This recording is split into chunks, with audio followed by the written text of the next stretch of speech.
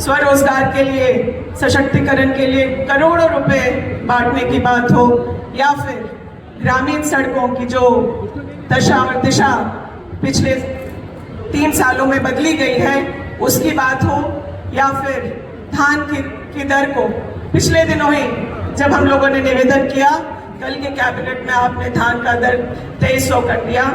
उस बात के लिए श्रम नियोजन के माध्यम से जो बच्चों को प्राइवेट सेक्टर में नौकरी देने की बात हो या 75% सुनिश्चित करने की बात हो, इन तमाम चीज़ों के लिए हम लोग आपको धन्यवाद करते हैं। इस महागठबंधन की सरकार में कोविड के समय से लेकर अब तक जो काम हुए वह ऐतिहासिक हुए और हम लोगों ने मील का पत्थर आपके मार्गदर्शन में रखने का काम किया है। सर्जन की पेंशन पूरे देश में हो रही है कि आखिर आपने बुजुर्गों को इतनी संख्या में कैसे सम्मान दे पाए। जो हमारी विधवा आश्रित बहनें होती थी उनको दर दर ठोकर खाना पड़ता था, लेकिन उनको भी आपने सम्मान दिया।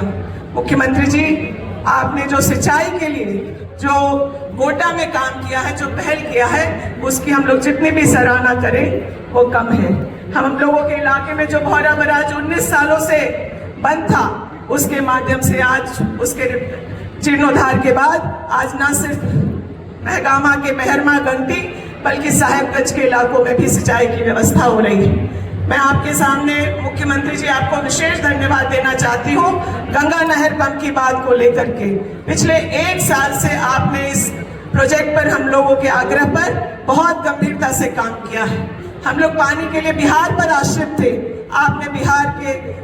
उन विभागों से, मुख्यमंत्री जी से, और यह सुनिश्चित किया कि हमारे राज्य के चीफ सेक्रेटरी और उनके राज्य के लोग साथ बैठे और गंगा नहर में पानी अगर बिहार के माध्यम से आ सकता है तो उस पर काम हो, और नहीं आ सकता तो डबल इंजन की सरकार में जिस प्रकार से इन लोगों ने अडानी से पानी लाने का काम अपने प्लांट के लिए किया है, उसी प्रकार से अगर गंगा जी बिहार से नहीं आ सकती तो साहेबगंज के रास्ते कैसे आए, इस पर कार्रवाई हुई। आपके मार्गदर्शन में पिछले दिनों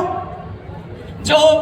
गंगा नहर पंप के मिसिंग लिंक थे उन कामों का टेंडर हो गया और जल्द ही उस पर काम होगी। दिखावे के लिए यह इस मंच से बोलना इसलिए आवश्यक है आदरणीय मुख्यमंत्री जी, क्योंकि लोग दिखावे के लिए जैसे चुनाव आने लगता है तो कई जातियों को एसटी में शामिल करने की बात कर लेते हैं, गंगा नहर पंप की बात आने लगती है और मेजरिंग टेप लेकर के गोटा से महगामा तक रेलवे कैसे आए इसकी चर्चा होने लगती है। मैं आपको धन्यवाद देना चाहती हूँ कि बहुत शांति से, बिना कोई बहुत हल्ला हंगामा किए हुए हम लोग अपने जो दायित्व हैं उनको आपके मार्गदर्शन में पूरा कर रहे हैं, लेकिन इन बातों को आपके समक्ष रखना आवश्यक है। लोग अन्य अलग अलग जातियों को अगर ओबीसी में उनका अधिकार दे देते तो हमें इस बात की आवश्यकता नहीं पड़ती कि उन्हें एसटी में शामिल करने की चर्चा हो। मैं आपको धन्यवाद देना चाहती हूँ। ओबीसी आरक्षण का जो विधेयक आपने पारित कर केंद्र तक भेजा है और अब देखना है कि ओबीसी को अधिकार देखने के लिए क्या काम हो रहा है। मुझे इतना समय देने के लिए मैं